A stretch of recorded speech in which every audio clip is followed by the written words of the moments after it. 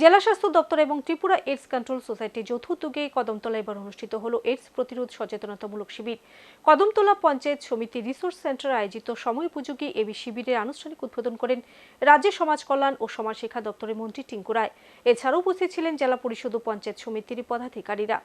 রাজ্যের উত্তর জেলার কদমতলায় শনিবার অনুষ্ঠিত হল একদিবসীয় এইচআইভি ও এইডস সংক্রান্ত সচেতনতা এবং সংবেদনশীলতামূলক আলোচনা সভা।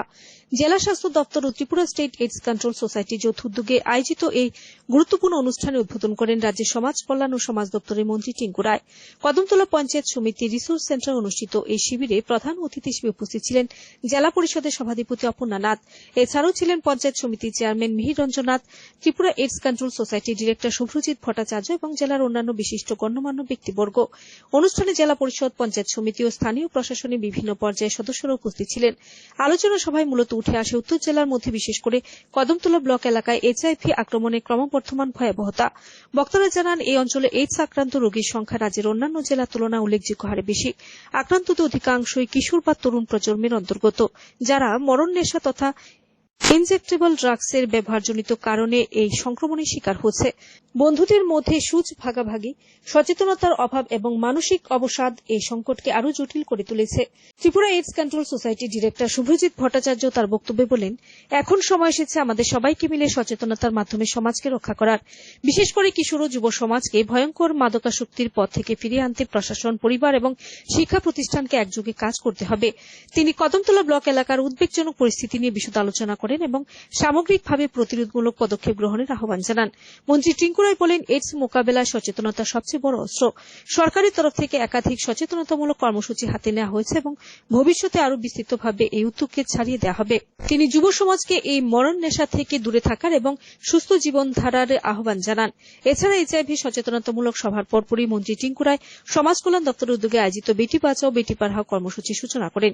এই উপলক্ষে 4 জন বিশেষভাবে সক্ষম যুবতীর হাতে স্যানিটেশন কিট তুলে দেওয়া হয়। মন্ত্রী জানান, নারী শিশু কল্যাণে সরকারের অঙ্গীকার দৃঢ়। নারী শক্তির প্রসার এবং তাদের স্বাস্থ্য সুরক্ষা নিশ্চিত করাই কর্মসূচির মূল উদ্দেশ্য। কার্যক্রমটা ছিল যেটা এইচআইভি এইডস নিয়ে সচেতনতা শিবির। এটা কিছুদিন আগে মাননীয় মুখ্যমন্ত্রীর নেতৃত্বে আমরা বিধানসভাতেও শুরু হয়, সেখানে বিধায়ক এবং আমরা মন্ত্রিমণ্ডলের সকল সদস্যরা উপস্থিত।